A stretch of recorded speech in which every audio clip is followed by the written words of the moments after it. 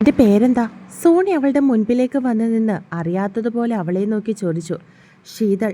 ഷീതു അവളെ നോക്കി തിരികെ മാന്യമായിട്ട് തന്നെ മറുപടി പറഞ്ഞു. ഓക്കെ ശീതൾ, താൻ ഞങ്ങളുടെ ഗ്യാങ്ങിലുള്ള വിക്കിയെ പ്രപ്പോസ് ചെയ്യണം. അതും വെറുമൊരു പ്രപ്പോസൽ സീൻ ആയിരിക്കരുത്. നല്ല റൊമാൻറ്റിക് ആയിട്ട് അവൻ മൂക്കും കുത്തി വീഴുന്നത് പോലെ ആയിരിക്കണം നീ അവനെ പ്രപ്പോസ് ചെയ്യേണ്ടത്. സോണി അവളുടെ മുൻപിലേക്ക് വന്ന് അവളെ നോക്കി പുരികം പൊക്കി പറഞ്ഞു. അവൾ പറയുന്നത് കേട്ടതും ഷീതു നെറ്റി ചുളിച്ചു. എന്താടി നീ എന്തോ അപരാധം കേട്ടതുപോലെ എന്നെ ഇങ്ങനെ നോക്കുന്നത്?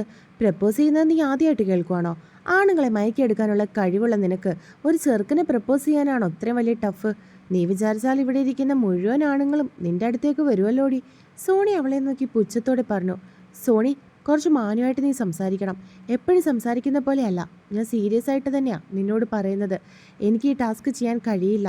മറ്റെന്ത് വേണമെങ്കിലും ഞാൻ ചെയ്യാം, പക്ഷെ ഇത് ചെയ്യാൻ പറ്റില്ല. അവൾ ഉറപ്പോടെ തന്നെ സോണിയുടെ മുഖത്തേക്ക് നോക്കി പറഞ്ഞു. അത് കേട്ട് സോണി ദേഷ്യത്തോടെ അവളെ നോക്കി. നീ ടാസ്ക് ചെയ്യുന്നുണ്ടെങ്കിൽ അത് ഇത് മാത്രമായിരിക്കും. അതല്ലാതെ ഒന്നും ഈ സ്റ്റേജിൽ നീ ചെയ്യില്ല. ഇതുവരെ ചെയ്തുകൊണ്ടിരുന്ന കുട്ടികളെല്ലാവരും ഞങ്ങൾ പറഞ്ഞതുപോലെ തന്നെയാണ് ചെയ്തത്. നിനക്ക് മാത്രം എന്താടി കൊമ്പുണ്ടോ? മര്യാദയ്ക്ക് അവനെ പ്രപ്പോസ് ചെയ്തിട്ട് പോടി. സോണി ദേഷ്യത്തോടെ അവളുടെ മുഖത്തേക്ക് നോക്കി പറഞ്ഞു. ഇല്ല ഇല്ല സോണി, നീ എന്തൊക്കെ പറഞ്ഞാലും ഇതൊരിക്കലും നടക്കില്ല. ടാസ്ക് ചെയ്യാൻ എനിക്ക് പറ്റില്ല. വേറെ ഏതെങ്കിലും കുട്ടികളെ കൊണ്ട് ചെയ്യിപ്പിക്കുക. അതും പറഞ്ഞ് അവളുടെ മറുപടിക്ക് കാത്തു നിൽക്കാതെ ഷീതു അവിടെ നിന്നും പോകാൻ തുടങ്ങിയതും സോണി അവളുടെ ഒരു കാലെടുത്ത് ഷീതുവിൻ്റെ മുൻപിലേക്ക് വെച്ചു.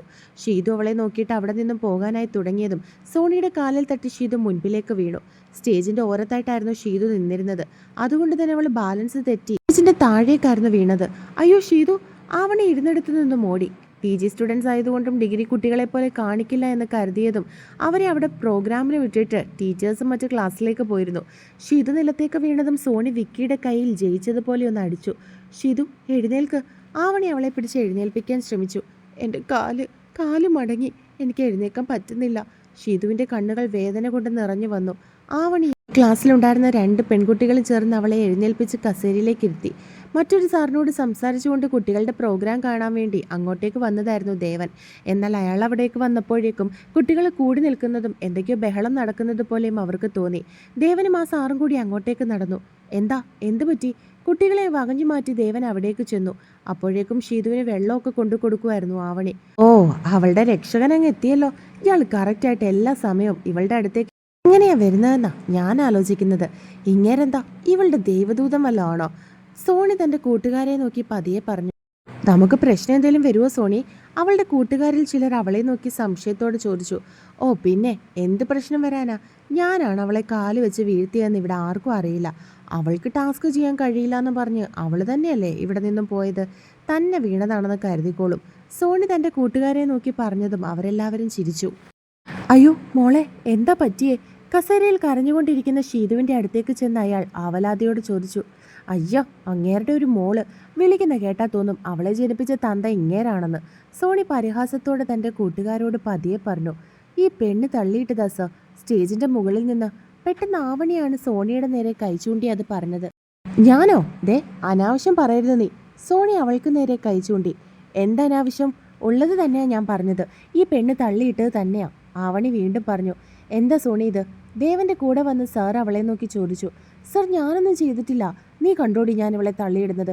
കണ്ടതുപോലെയാണല്ലോ നീ പറയുന്നത്. സോണി ആവണിയുടെ നേരെ തിരിഞ്ഞു. മതി, നിർത്ത്! ദേവന്റെ ശബ്ദം അവിടെ ഉയർന്നു കേട്ടു. അത് കേട്ടതും എല്ലാവരും ഞെട്ടി. പെട്ടെന്ന് പ്രിൻസിപ്പലും കുറച്ച് ടീച്ചേഴ്സും അങ്ങോട്ടേക്ക് വന്നു. കൂടെ അരുണും ഉണ്ടായിരുന്നു.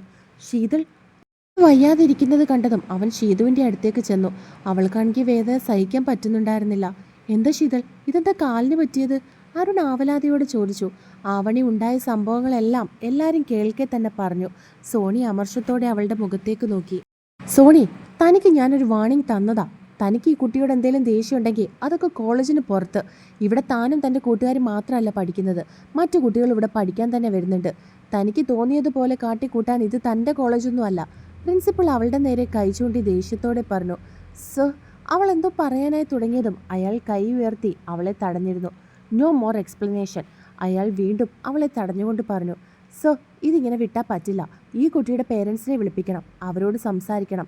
ഇങ്ങനൊരു പേഴ്സണൽ റിവെഞ്ച് വെച്ചിട്ട് കോളേജിൽ പെരുമാറുന്നത് അവരും കൂടി ഒന്ന് അറിയട്ടെ. ദേവനാണ് അത് പറഞ്ഞത്. അയാൾ പറയുന്നത് കേട്ടതും സോണി ദേഷ്യത്തോടെ അയാളുടെ മുഖത്തേക്കൊന്ന് നോക്കി. അതെ, അങ്ങനെ തന്നെയാണ് വേണ്ടത്. ഇതിപ്പോൾ ആദ്യമായിട്ടൊന്നും അല്ലല്ലോ സോണി ശീതളിനെ എങ്ങനെ ഉപദ്രവിക്കാൻ നോക്കുന്നത്. അരുണും അത് ഏറ്റു പറഞ്ഞു. സോണി, താൻ ഇനി വീട്ടുകാരെ കൊണ്ട് കോളേജിലേക്ക് വന്നാൽ മതി. തന്നെ വിശ്വസിച്ച് ഈ കുട്ടികൾ ഒരു അധികാരം ഏൽപ്പിച്ചത് ഇങ്ങനെ ദുരുപയോഗം ചെയ്യാൻ വേണ്ടിയിട്ടല്ല അത്. സോ നാളെ താൻ തൻ്റെ വീട്ടുകാരെ ആരെങ്കിലും കൊണ്ടുവന്നിട്ട് ക്ലാസ്സിലേക്ക് കയറിയാൽ മതി. ആൻഡ് ഇത് തൻ്റെ ലാസ്റ്റ് വാർണിംഗ് ആണ്. ഇനി ഒരിക്കൽ കൂടി തന്നിൽ നിന്നും ഏതെങ്കിലും കുട്ടികൾക്ക് എന്തെങ്കിലും ബുദ്ധിമുട്ടുണ്ടായാൽ പിന്നെ താൻ ഈ കോളേജിൽ പഠിക്കണോ വേണ്ടായോ എന്ന് ഞങ്ങൾക്ക് ഒന്നുകൂടി തീരുമാനിക്കേണ്ടി വരും. ലാസ്റ്റ് ഇയറാണ് താൻ, പഠിച്ച് ജോലി വാങ്ങാൻ. പ്രിൻസിപ്പൾ അവളെ നോക്കി പറഞ്ഞതും അവൾ ഒന്നും തന്നെ മിണ്ടിയില്ല. ഷീതുവിനെയും ആവണിയെയും ദേവനെയും ഒക്കെ ഒന്ന് ദേഷ്യത്തോടെ നോക്കിയിട്ട് അവളും കൂട്ടുകാരും അവിടെ നിന്നും പോയിരുന്നു. ശീതൾ, വാ എഴുന്നേക്ക്, നമുക്ക് ഹോസ്പിറ്റലിലേക്ക് പോകാം. അരുൺ അവളുടെ കയ്യിൽ പിടിച്ചു. ഷീതു എഴുന്നേൽക്കാനായി ശ്രമിച്ചു. എന്നാൽ അവൾക്ക് തറയിൽ കാലുകുത്തി എഴുന്നേൽക്കാൻ സാധിക്കുന്നുണ്ടായിരുന്നില്ല. എനിക്ക് പറ്റുന്നില്ല സർ. അവൾ കണ്ണുകൾ നിറച്ചുകൊണ്ട് അവനെ നോക്കി. ദേവൻ പെട്ടെന്ന് അവളുടെ അടുത്തേക്ക് ചെന്നു. ദേവൻ അവളെ താങ്ങി പിടിച്ച് എഴുന്നേൽപ്പിക്കാൻ വേണ്ടി ശ്രമിച്ചു. സർ, എനിക്ക് പറ്റുന്നില്ല. അവൾ ദയനീയമായി അയാളെ നോക്കി മറുപടി പറഞ്ഞു. ദേവൻ പെട്ടെന്ന് അവളെ കൈകളിൽ കോരിയെടുത്തു. ഷിതു ഉൾപ്പെടെ അവിടെ നിന്ന് പലരും അയാളുടെ പ്രവൃത്തിയിൽ ഞെട്ടിപ്പോയി. അയാൾ അവളെയും കൊണ്ട് പുറത്തേക്കിറങ്ങിയതും അരുൺ പോയി കാറെടുത്തിട്ട് വന്നു. ആവണിയും ദേവനും അരുണും ചേർന്നാണ് അവളെ ഹോസ്പിറ്റലിലേക്ക് കൊണ്ടുപോയത്. ഓ, അവളുടെ തന്ത എടുത്തോണ്ട് പോകുന്നത് കണ്ടില്ലേ? ദേവൻ അവളെ കൊണ്ടുപോകുന്നത് മാറി നിന്ന് നോക്കിക്കൊണ്ടിരുന്ന സോണി ദേഷ്യത്തോടെയും അമർഷത്തോടെയും തൻ്റെ കൂട്ടുകാരെ നോക്കി പറഞ്ഞു. സോണി, നിന്റെ വീട്ടിൽ ഇതൊക്കെ അറിയുമ്പോൾ പ്രശ്നമാവില്ലേ? അവളുടെ കൂട്ടുകാരി അഞ്ജു സംശയത്തോടെ അവളെ നോക്കി ചോദിച്ചു. എന്തിന്? ഒരിക്കലുമില്ല. ഞാനും അവളുമായിട്ടുള്ള പ്രശ്നങ്ങളെല്ലാം എൻ്റെ വീട്ടിൽ എല്ലാവർക്കും നന്നായിട്ട് അറിയാം.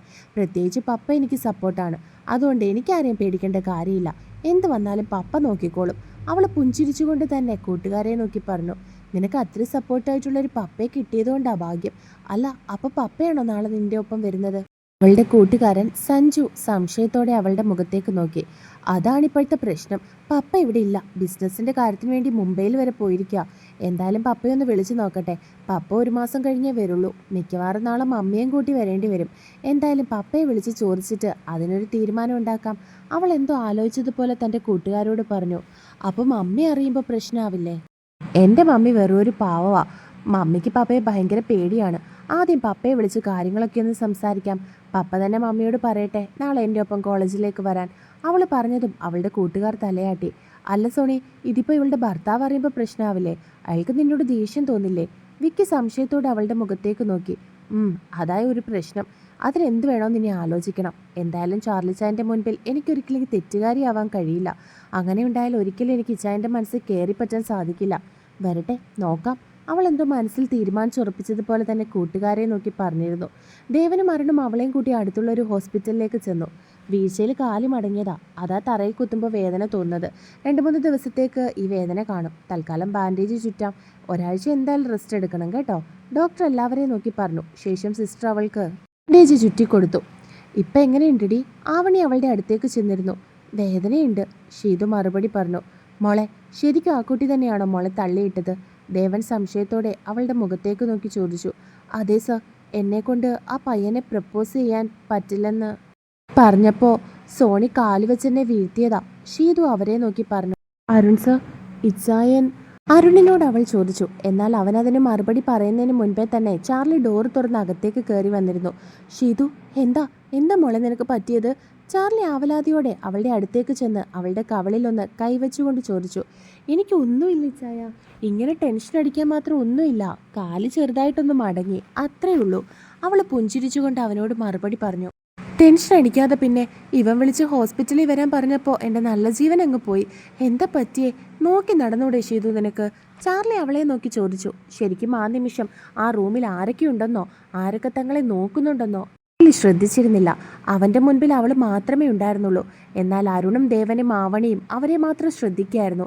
ചാർലി എന്തുമാത്രം അവളുടെ കാര്യത്തിൽ ആവലാതിപ്പെടുന്നുണ്ടെന്ന് കുറച്ച് നിമിഷങ്ങൾ കൊണ്ട് തന്നെ അവർക്ക് മനസ്സിലായി. ചാർലി, അരുൺ അവനെ വിളിച്ചു. എന്താ അരുൺ, എന്താ സംഭവിച്ചത്? എങ്ങനെയാണ് ഇവളെ വീണത്? അവൻ ചോദിച്ചു. അത് ചാർലി, അരുൺ പറഞ്ഞുകൊണ്ട് ഷീതുവിൻ്റെ മുഖത്തേക്ക് നോക്കി. അത് ഇച്ചായ, ഞാൻ സ്റ്റേജിൽ കയറിയപ്പോൾ കാലൊന്ന് തെന്നി. അതാ, ഇന്ന് പ്രോഗ്രാം അല്ലായിരുന്നോ? അവൾ പെട്ടെന്ന് പറയുന്നത് കേട്ടതും ദേവനും ആവണിയും നെറ്റിച്ചുളിച്ചു. നോക്കി നടക്കണ്ടേ ഷീതു? ചാർലി അവളെ നോക്കി വീണ്ടും പറഞ്ഞു. അവൾ കള്ളം പറയുക ചേട്ടാ. അത് കേട്ട് ആവണി അവനെ നോക്കി പറഞ്ഞു. അവൾ പറയുന്നത് കേട്ട് ഷീതു ഞെട്ടിപ്പോയി. അരുണും സംശയത്തോടെ അവളുടെ മുഖത്തേക്ക് നോക്കി. നിങ്ങളെല്ലാവരും എന്താ ഇങ്ങനെ നോക്കുന്നത്? അതൊന്നും അല്ല സത്യമെന്ന് എല്ലാവർക്കും അറിയാം. ചേട്ടൻ പ്രശ്നം ഉണ്ടാക്കുമെന്ന് കരുതി ഇവള് സത്യം തുറന്നു പറയാത്തതാ. അവള് വീണതല്ല, അവളെ വീഴ്ത്തിയതാ ആ സോണി. ആവണി പറഞ്ഞതും ഷീതു നെറ്റിയിൽ കൈവച്ചു. ഈ സംശയത്തോടെ ആവണിയെ നോക്കി. ഉണ്ടായ സംഭവങ്ങൾ, അതായത് കോളേജിൽ സോണി ആദ്യം മുതൽ ഉണ്ടാക്കിയ പ്രശ്നങ്ങൾ മുഴുവൻ ആവണി ഒറ്റ ശ്വാസത്തിൽ അവനോട് പറഞ്ഞു നിർത്തി. അവളത് പറഞ്ഞ് അവസാനിപ്പിച്ചതും ചാർലിയുടെ മുഖം ദേഷ്യം കൊണ്ട് ചുവന്നിരുന്നു.